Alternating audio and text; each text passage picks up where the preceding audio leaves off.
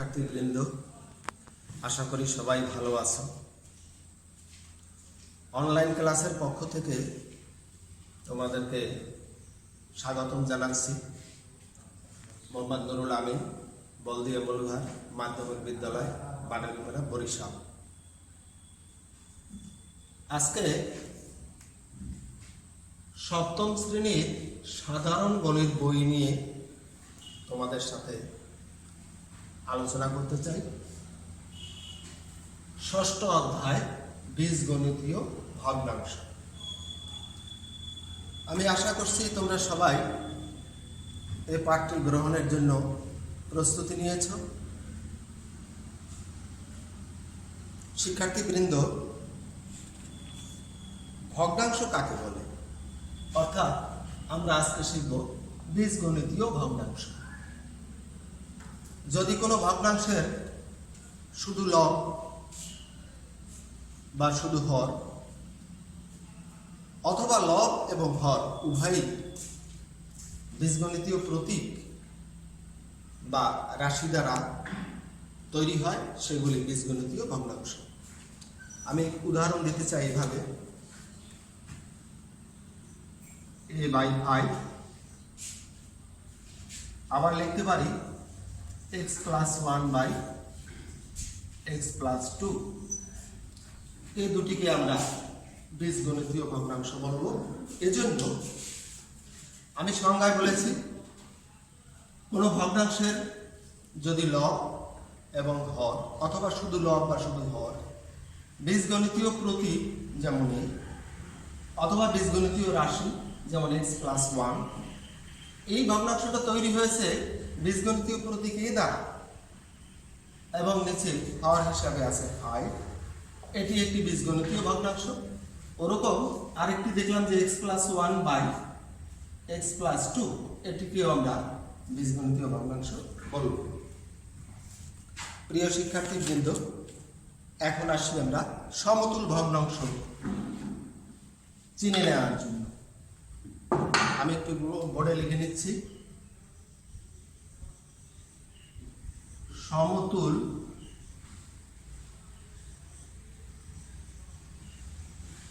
ভগ্নাংশ। সমতুল ভগ্নাংশ কিরকম, একটি উদাহরণ দেই।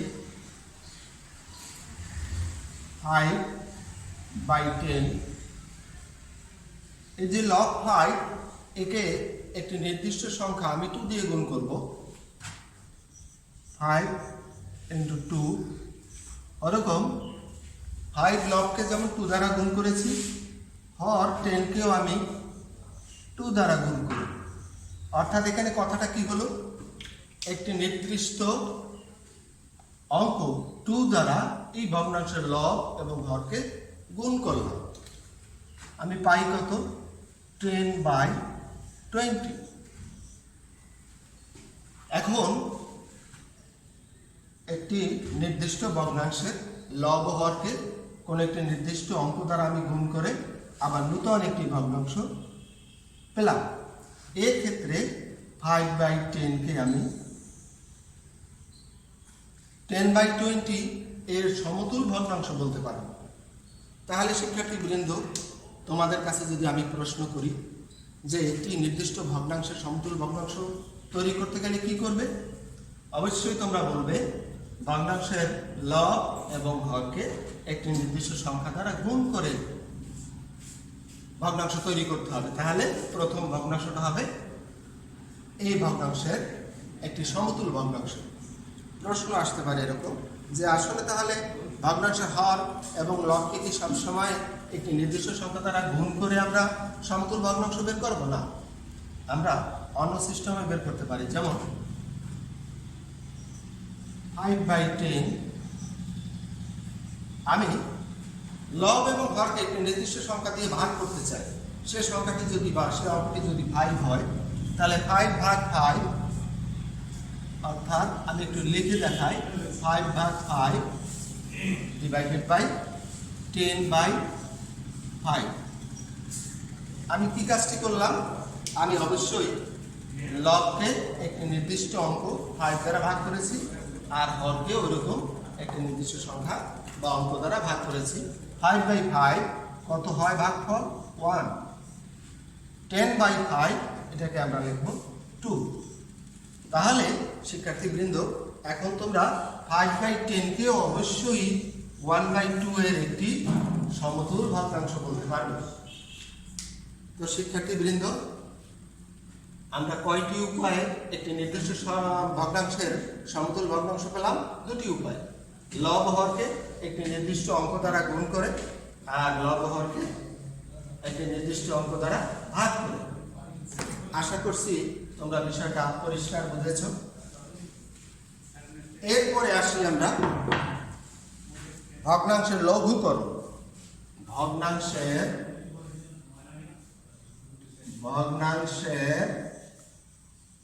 লঘুকরণ।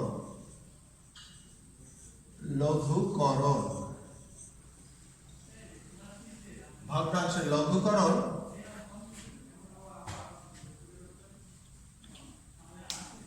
বিষয়টা এভাবে বুঝবো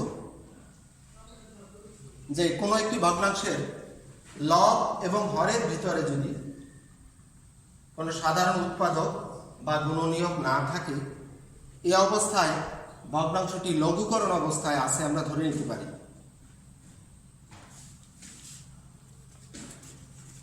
উদাহরণ হিসাবে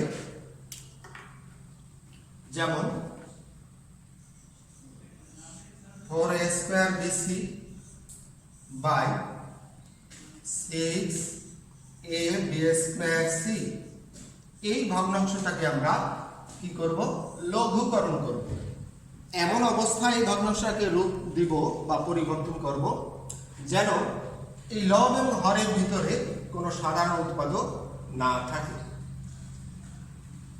এর জন্য আমরা 4 এবং 2 এর ভিতরে সাধারণ উৎপাদক কত আছে তোমরা অবশ্যই বলবে যে, অর্থাৎ আমি এটাকে 4a² bc by 6ab² c একটু সহজ করে দেখাই। যেমন একটি নির্দিষ্ট অঙ্ক 2 দ্বারা 4 কে আমরা ভাগ করলে পাই 2, 3 কে 2 দ্বারা 6 কে 2 দ্বারা ভাগ করলে পাই 3।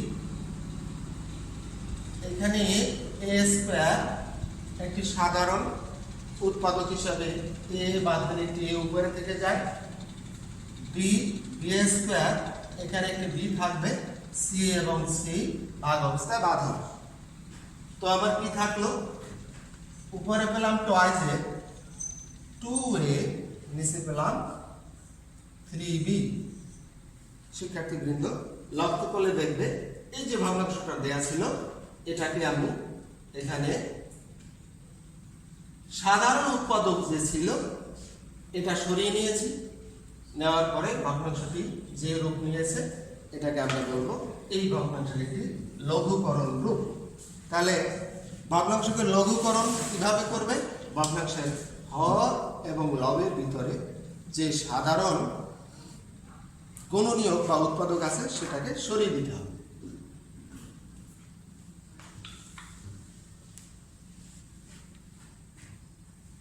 এরপরে আমি একটু তোমাদের সাথে আলোচনা করব সাধারণ হর বিশিষ্ট ভগ্নাংশ। সাধারণ হর বিশিষ্ট ভগ্নাংশ।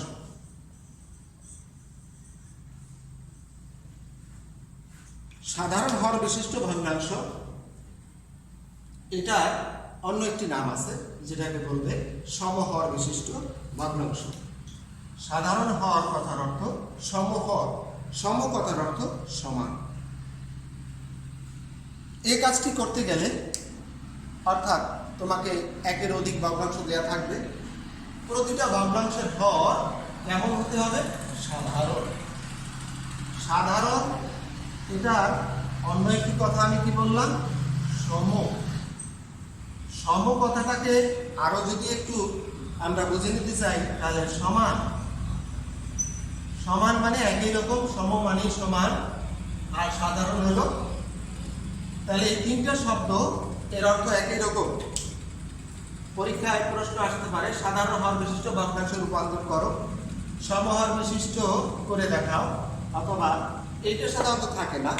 যাই হোক, এখন আমরা শিখব একের অধিক ভগ্নাংশ দেয়া থাকলে সেগুলিকে কিভাবে সাধারণ হর বিশিষ্ট ভগ্নাংশে রূপান্তর করে।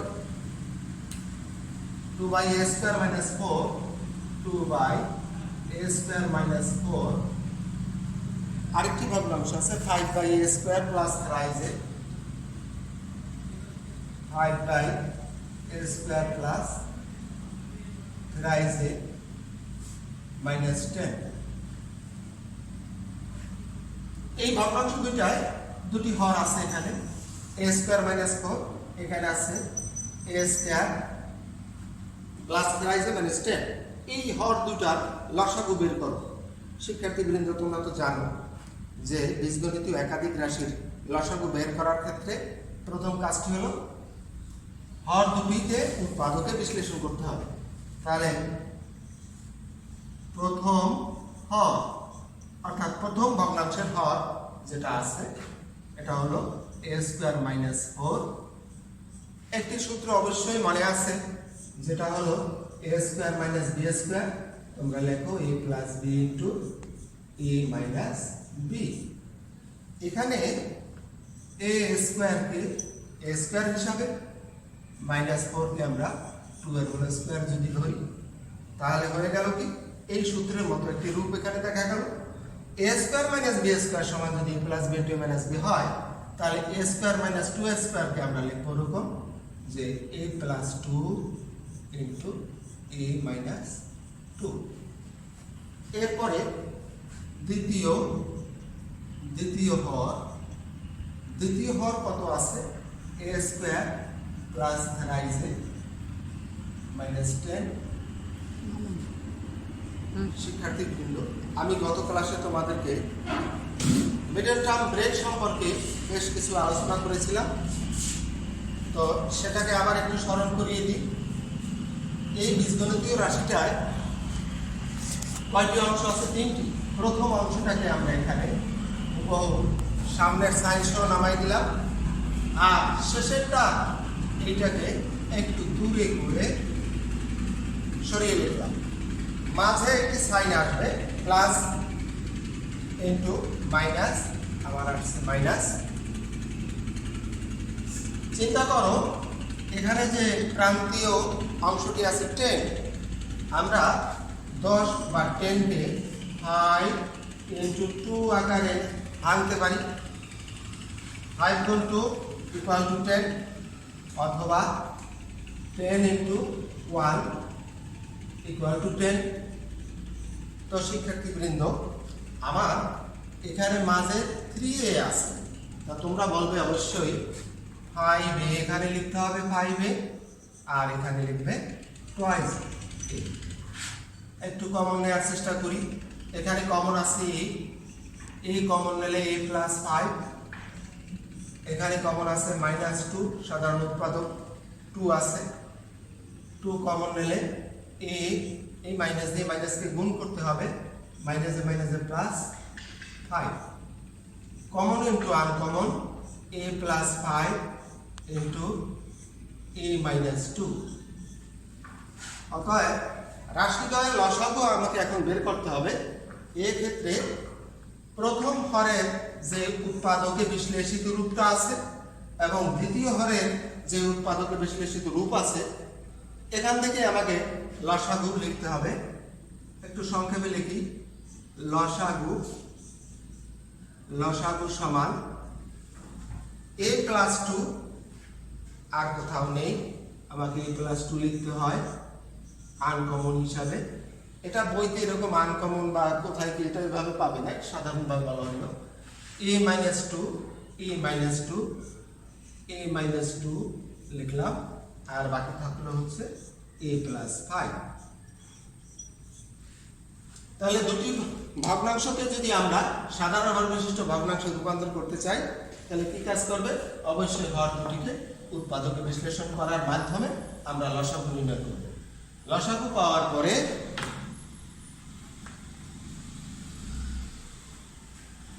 এর পরের যে কাজ সেটা হলো প্রথম ভগ্নাংশের হর দ্বারা লসাগুকে ভাগ করে ভাগফল নির্ণয় করতে হবে। এটা একটু জটিল তোমাদের কাছে মনে হলেও আসলে বাস্তবে জটিল না, একটু খেয়াল করলেই হবে। যেমন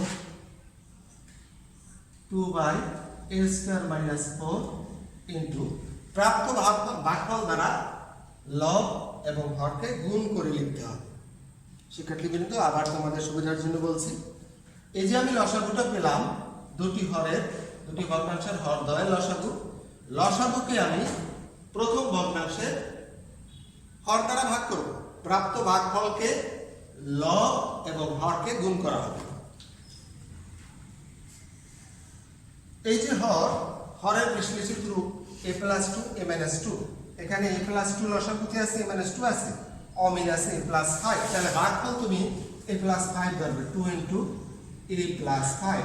সহজে চিন্তা করলা যে আসলে বলা হয়েছে ভাগ, বাস্তবে তাই, কিন্তু আমাকে মিলাই নিতে হচ্ছে। যেমন a² - 4 এর ভিতরে এই উৎপাদক দুটি আছে যেটা লসাগুর ভিতরে আছে, তাহলে এই অংশটার ভিতরে এই অংশটা আছে, এটাকে সাধারণ হিসাবে বাদ দিয়ে বাকি যে অংশটা a+5 থাকলো ওইটাকে লবের সাথে গুণ আর হরের সাথেও গুণ করতে হবে। হরটা কত আছে? a² - 4 ইন্টু, আমি উপরে গুণ করলাম a+5, সেটা এখানেও করি a+5। এরপরে দ্বিতীয় ভগ্নাংশ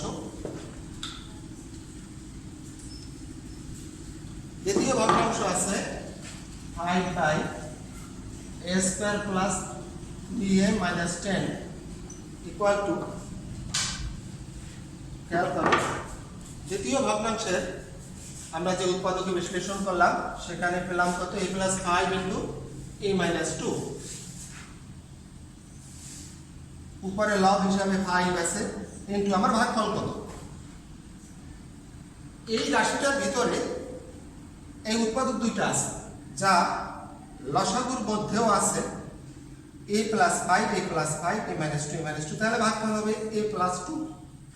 এখানে আমি লিখি a+2, আর নিচে এই লসাগুর ভিতরে যে অংশটা ছিল অর্থাৎ a+5 a-2, এটা এই রাশিটার ভিতরে ছিল।